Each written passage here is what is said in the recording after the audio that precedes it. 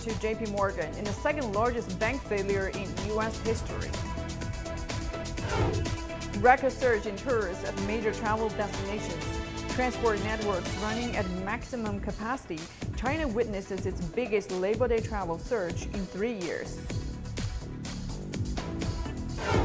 And China's factory activity unexpectedly cools in April. We explore the reasons for the same.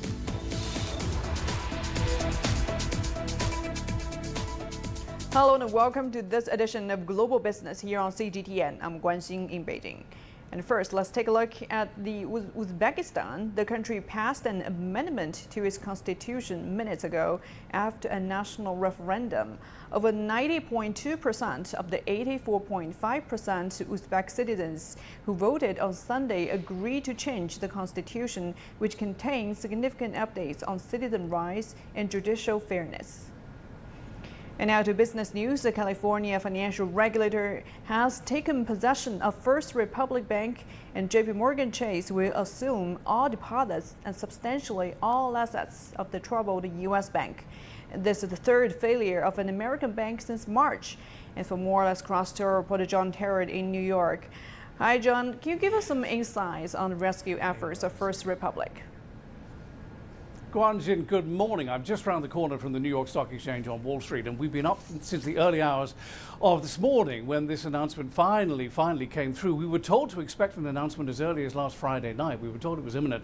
But in the end, what happened was the authority, the FDIC, the Federal Deposit Insurance Corporation, took over First Republic over the weekend and immediately held an emergency auction, putting it out to tender to all the big banks in America. Some of them expressed interest, some of them pulled out. But in the end, as you correctly say, JP Morgan Chase won the emergency government auction to buy the assets of First Republic, this regional bank. Now, Jamie Dimon is the boss of JP Morgan. He says we didn't seek to buy the bank. We were invited by the authorities, the FDIC. He said that the best solution would have been to keep the bank open, but they couldn't achieve that. And he does see some lending pullback at First Republic now that it's been taken over by JP Morgan Chase. So JP Morgan Chase then owning First Republic, they're going to buy all the assets. They've taken on board all the loans, which total around $30 billion, and crucially the deposits, which total around $92 billion. But here's the thing, Guan Xing, just about a year ago, they had $170 billion of deposits, and they lost most of that just in the last month. Now, this deal had to be done before Wall Street opens in about 20 minutes time from now. How ironic then that pretty much all the stock markets of the world, including those in China, are closed to celebrate Labor Day. We don't celebrate Labor Day in America. We do that in September. So the New York stock market is open today. Now, one final thing, JP Morgan Chase already owned more than 10% of all the deposits in America, or was responsible for them.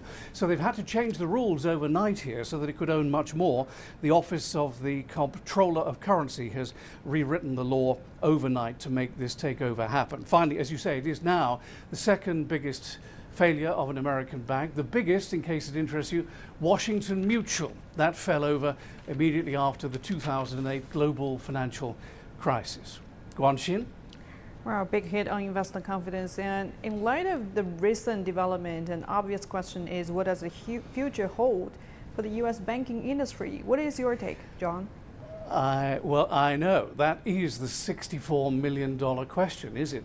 And the answer is, I'm not entirely sure. I was woken up this morning at 3:54 local time when my alarm went off on the phone to tell me that this deal had been done. And immediately I started to look through the wires and things. And my first opinion, my first blush on this was that probably it does mean the end of the regional banking crisis in America, but I don't want you to hold me to that because no one knows for absolute certain.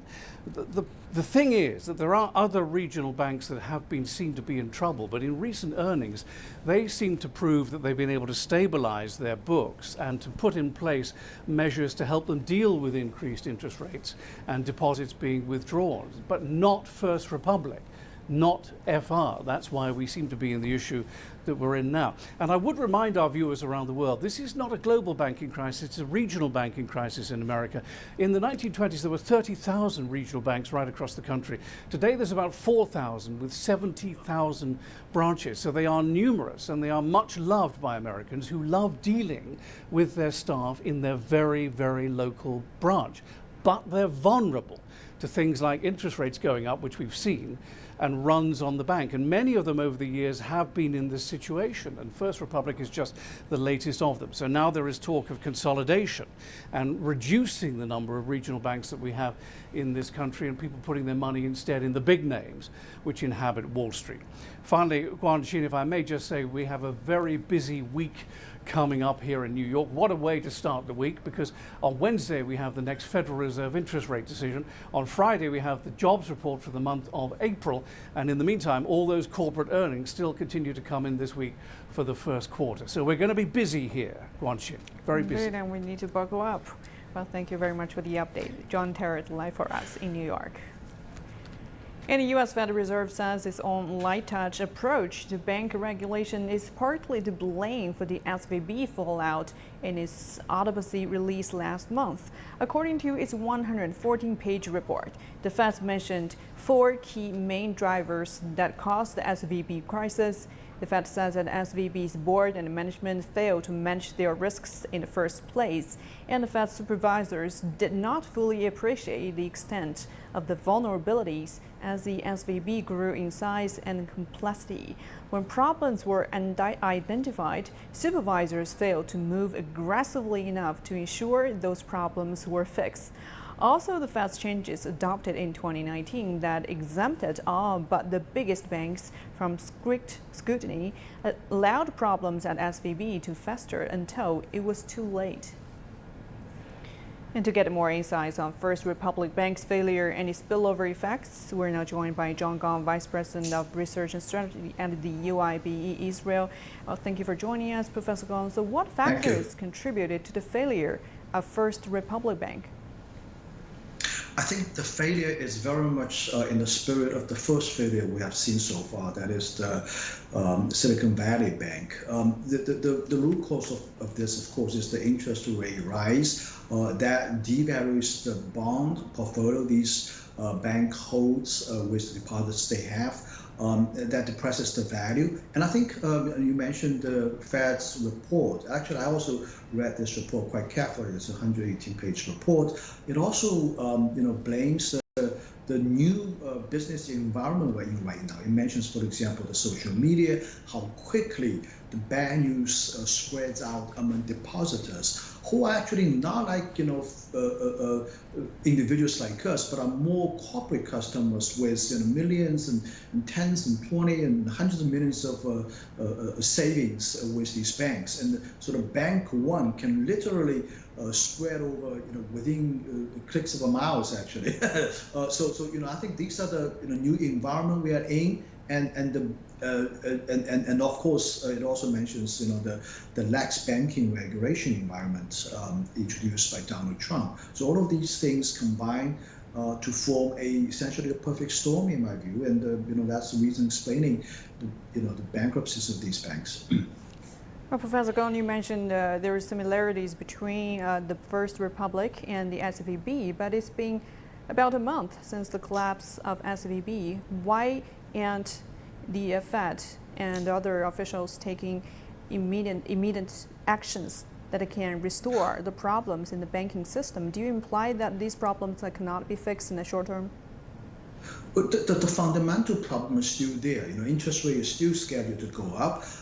The bond value, the portfolio value is still going to drop. And there's going to be a continued mismatch or misalignment between the type of deposits the bank attracts and the investment they make. These are securities with long-term maturities. And this is a fundamental misalignment that's not going to change. There's actually a list of banks of that kind of a nature that are waiting to explode. So far, First Republic Bank did explode, I'm pretty sure the bank is, the Fed is going to tighten up regulation, but these things are going to take some time. I don't think it's going to happen overnight, and the precarious financial situation sitting with these banks are still fundamentally there. They haven't changed. And some analysts believe that this could be the end of the crisis of regional banks, but as you mentioned, it could not change overnight. So how concerned should investors be about a widespread banking crisis? Well, no, I don't believe that the regional banks, the concept of regional banks should be gone forever. Even though we're getting to a digital age, we're seeing the progress and advancement of these very large national banks. But I think across many American local communities, there is still a need for more of a localized, more individually tentative banks catering to local customers. So I think there's still a fundamental economics here for the existence of these much smaller regional banks. I think the prophecy for the demise of the regional banking industry has always been there. Every time there's a big financial crisis, this kind of a theory will come up, but every time these regional banks still carry on. So I don't really believe that this entire industry will be gone forever. I think it's just a matter of responding to the challenges lying ahead and to living in environments with much tighter, much more responsible regulatory environment, as well as better and more efficient management. There's still room for regional banks. Well, thank you very much for sharing with us. And that was John Gong, Vice President of Research and Strategy at UIBE in Israel. And now let's turn to Uzbekistan. The country passed an amendment to its constitution minutes ago after a national referendum. We have reporter Zhao Yunfei now on the ground. Hi there, Yunfei. What's the latest where you are?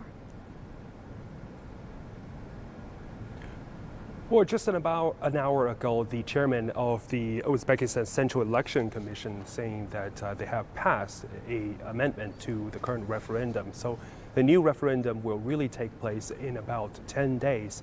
And this comes after a referendum that took place on Sunday. Although it's been 1 day of waiting after the referendum, a lot of the perspectives have really been confirmed because this, to some extent, really confirmed because there's a high turnout and participation among the citizens. The turnout rate is 84.54.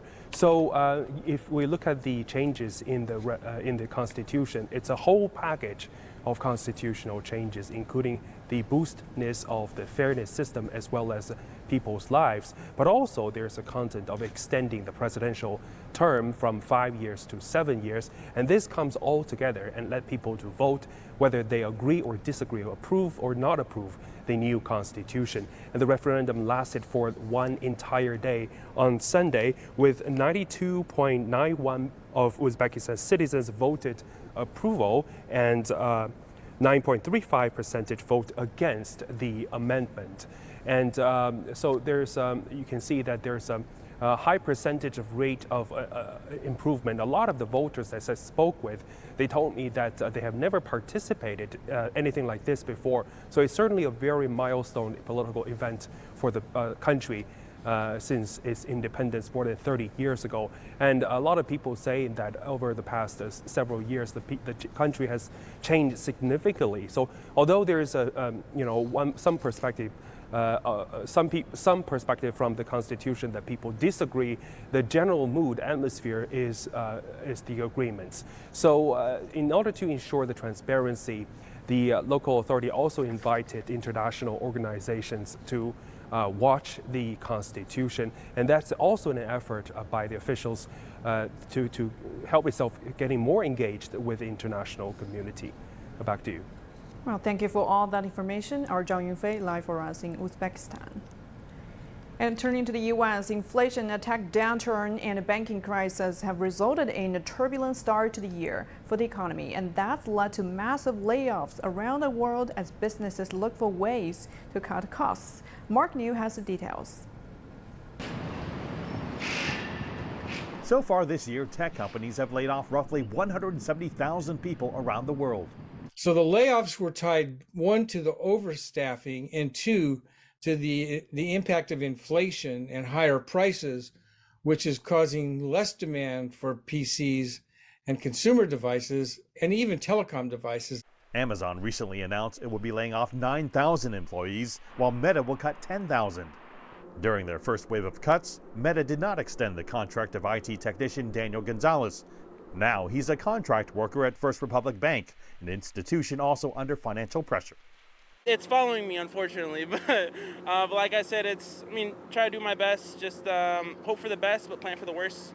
Small and mid-sized banks like First Republic are fighting for survival in the wake of the collapse in March of Silicon Valley Bank, a bank well known for having venture capitalists and startups as investors. As the value of the bank's investments drastically decreased and customers began withdrawing large amounts, the federal government stepped in as a backstop. And within the month, First Citizens Bank agreed to buy the troubled operation. What happened here with Silicon Valley Bank showed a crack in the banking system in the U.S. And that really has changed the dynamics of the smaller banks and whether they can potentially even survive. And two, how the U.S. government has to look at this going forward. Despite the turbulent economy, Lang Chen, a risk management consultant for one of the U.S.'s largest banks, isn't worried. I don't think the big banks has big impact so far. But then for the smaller banks, I'm not sure because I don't bank with them. But I just hope everything would be all right, and then the bank can survive so the whole economy can still keep going. But U.S. bank Goldman Sachs recently cut more than 3,000 jobs, and in Europe, Credit Suisse collapsed in March, with rival UBS sweeping in to take over. Just tell me your thoughts about the way the economy is going right now. Well, down the pan.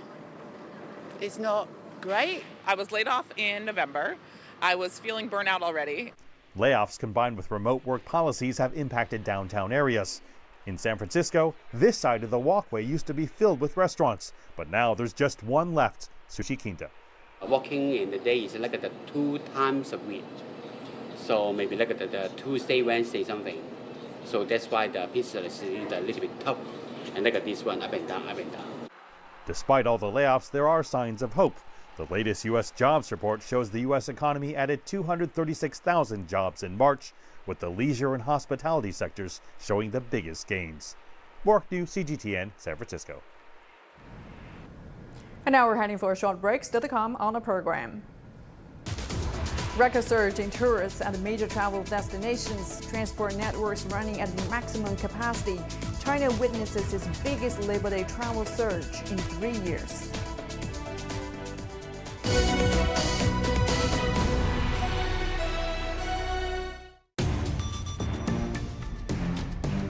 .360-degree profiles of industry movers and shakers, tech mavericks, and policymakers.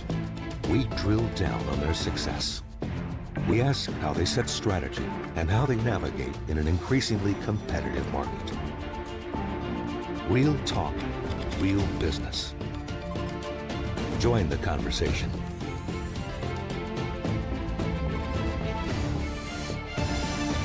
Biz Talk, only on CGTN.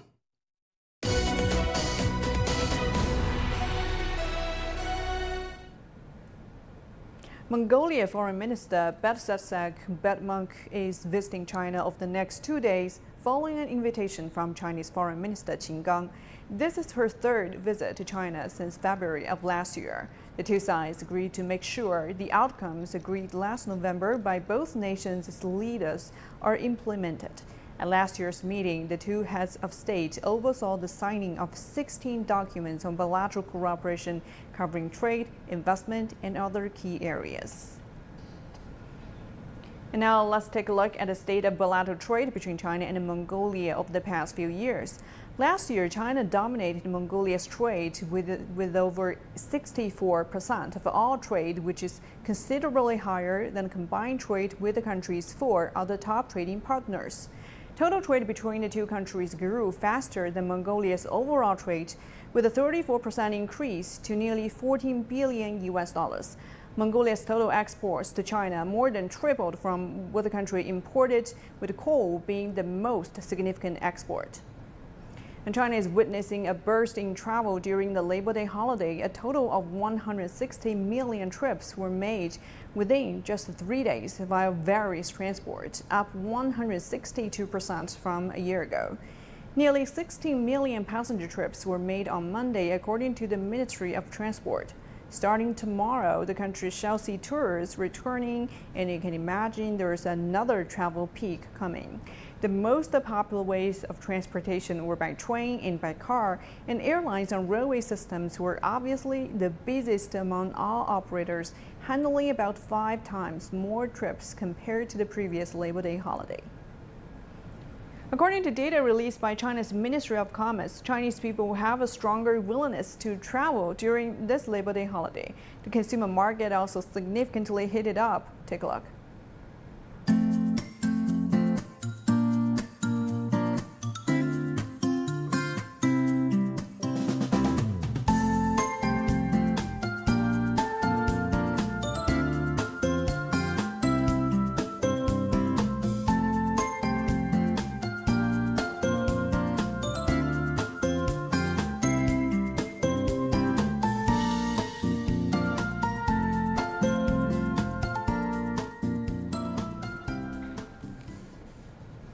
Hong Kong is expecting a surge in mainland visitors during this Labor Day holiday. It's first May Day holiday since COVID-related border restrictions were fully lifted. Ann Chen reports.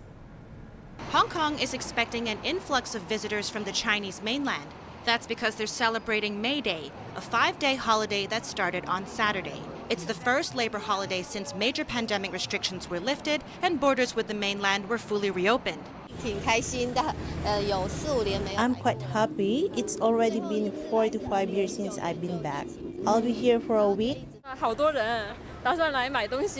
There are so many people. I came to shop, but many stores were out of stock. We are just here for the day because staying overnight in Hong Kong is too expensive. We are from Shenzhen, so traveling back and forth is very convenient. One resident says she's happy to see these tourists. With more lively energy in the city, everyone will be happier. Everyone is happily coming out to shop, stroll around, and eat. It's great. Prior to the pandemic, mainland visitors formed the majority of tourists in the city, and many of them like to come to this street to shop, especially for the luxury items on offer. I'm seeing a fair amount of people around. Over here, there's a queue of people waiting to enter a store. Stores like these are expected to see more patronage as the holiday progresses. I think there are two major implications here. First, I think it is really the first test to see whether Hong Kong is still attractive to mainland tourists. Second, it's really about how attractive it is. The Travel Industry Council estimates about 600,000 mainland visitors will show up for this holiday. That's about half of the number of mainland arrivals during the same period in 2019. I think 600,000 seems to be quite a reasonable number to start with. So I think that estimate will probably, be quite accurate. But it also means that actually we are not fully recovered back to the pre-pandemic level yet. So therefore, I think it will still have some positive impact to the economy.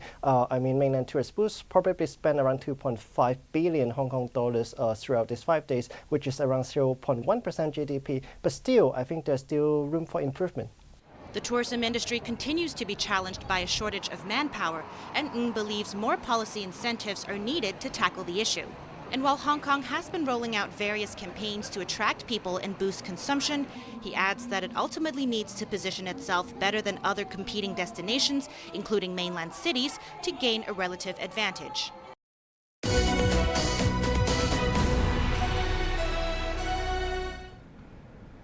According to recently released data, China's economy appears to be showing steady recovery in April. The official manufacturing PMI dropped to 49.2%, down 2.7 percentage points from March's high base of 51.9%, indicating contraction. Meanwhile, non-manufacturing PMI stood at 56.4 for April, down 1.8 percentage points from March, but still a strong recovery. Officials have attributed this to sustained investment and accelerated recovery in offline consumption, which have laid the foundation for steady recovery in the non-manufacturing sector. Meanwhile, China's transportation industry is seeing a boost in activity, and that thanks to the growing demand from tourism sector. According to the National Bureau of Statistics, the air transportation has experienced a rise in new orders for 3 consecutive months, with the new orders index surpassing 70%. The rail transportation sector has also seen a rise, with the new orders index remaining above 63% for the second consecutive month. The catering, accommodation, and entertainment industries are also experiencing a strong recovery of supply and demand. Before we go, let's take a sneak peek at how people enjoy their Labor Day holiday around the country. And that will do it for this edition of Global Business here on CGTN. I'm Guanxin in Beijing. See you next time.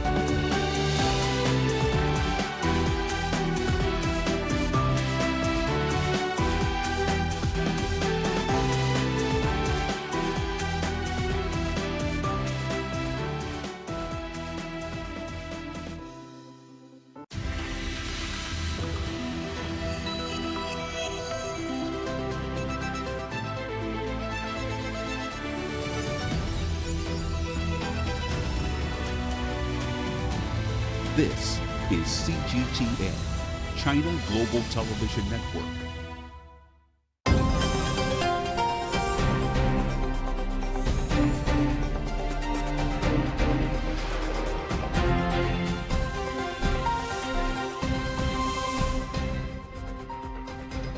Intense clashes between military rivals are continuing in Sudan as more than 400